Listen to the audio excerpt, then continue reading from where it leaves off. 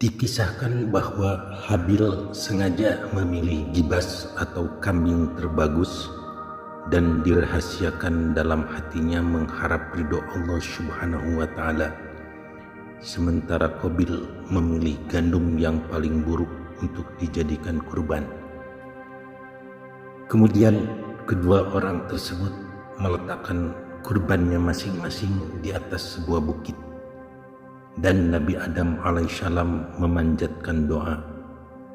Maka tatkala kemudian sesudah berdoa, api turun dari langit langsung menyantap kurban punya Habil, sedangkan kurban punya Qabil tetap utuh tidak dilahapnya. Maka dengan demikian marahlah Qabil. Ia mendendam rasa hasud terhadap saudaranya. Setelah itu Nabi Adam alaihissalam datang ke Mekah dengan tujuan ziarah Ka'bah. Sesudah itu ia pergi membiarkan mereka berdua.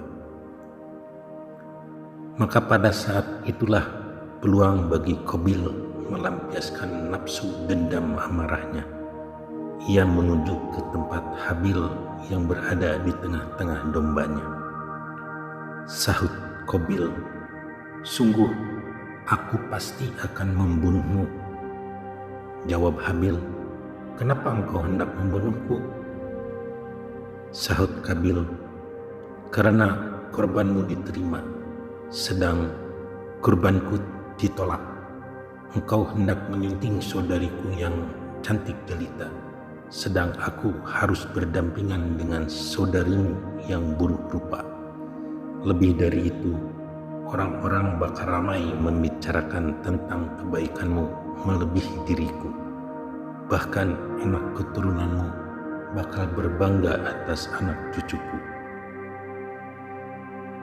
Jauh sebelum kejadian itu, bahwasanya Nabi Adam alaihissalam telah bergaul dengan istrinya Siti Hawa di surga sebelum tertimpa kekhilafan, sampai Siti Hawa mengandung Qabil dan Iklimah, saudari kembarnya.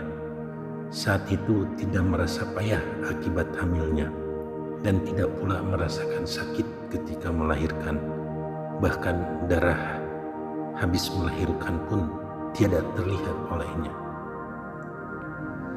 Kemudian pada periode berikutnya, ketika Nabi Adam alaihissalam turun ke bumi dan bergaul dengan istrinya, maka ia pun mengandung Habil dan saudari kembarnya Liyuza. Ia memperoleh makanan dan ia merasa payah, sakit serta terlihat mengeluarkan darah. Ibu Hawa selalu melahirkan anak kembar di setiap hamilnya, yaitu putra dan putri. Sedang jumlah keseluruhan putra-putrinya 40 orang anak, dilahirkan 20 kali. Anak pertamanya yaitu Qabil dan saudarinya bernama Iklimah, dan terakhir yaitu Abdul Mughith dan saudari kembarnya Amatul Mughith. Hukum syariat yang berlaku pada saat itu, seorang laki-laki boleh menikahi saudara putri sekandung mana saja yang dikehendaki selain saudara kembarnya. Alkisah, setelah kedua putra Nabi Adam alaihissalam menginjak dewasa, maka turunlah wahyu Allah kepada Nabi Adam alaihissalam yang memerintahkan supaya Qabil dijodohkan dengan adik putrinya yang cantik Liyuza, dan Habil mendapatkan kakak putrinya Iklimah yang berparas cantik jelita melebihi adiknya Liyuza. Nabi Adam pun segera menyampaikan wahyu tersebut yang diterima dengan lega hati oleh Habil, sedangkan Qabil memprotesnya. Ia marah seraya berkata, "Iklimah adalah saudari kembarku dan akulah yang berhak menjadi pasangan hidupnya. Kami adalah putra-putri kelahiran surga, sedang mereka berdua adalah putra-putri bumi yang dilahir di dunia." Ketika Qabil terselip dalam benak pikirannya hendak membinasakan adiknya Habil, padahal ia masih buta pengetahuan tentang caranya, maka datanglah iblis alaihi laknat memperagakan dengan menangkap seekor burung gagak, lalu bagian kepalanya diletakkan batu, dan iblis jatuhkan pula batu lainnya tepat mengenai kepala burung tersebut.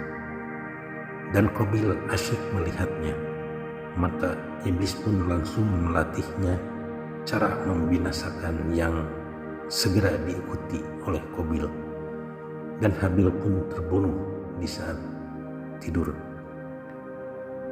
Maka Qabil pun merasa menyesal setelah membinasakan adiknya. Pikirannya kalut dan gelisah. Lalu mayat adiknya diangkat dan dipanggul di atas pundaknya selama kurang lebih 1 tahun. Kemudian Allah mengirim 2 ekor gagak yang sedang berkelahi, dan salah satunya mati. Kemudian gagak itu menggali tanah dengan cakar kakinya dan mengubur gagak yang mati itu. Setelah Qabil mengubur Habil, maka berubahlah warnanya menjadi hitam.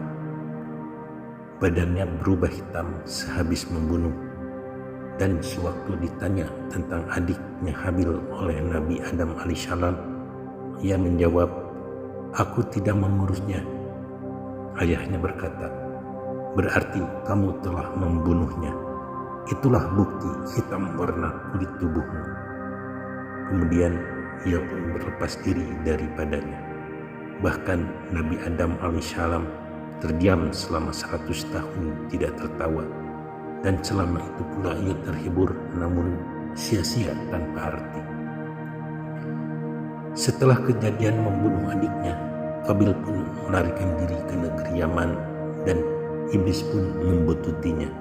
Katanya, adanya api melahap kurban punya Habil adalah berkat ia beribadah menyembahnya.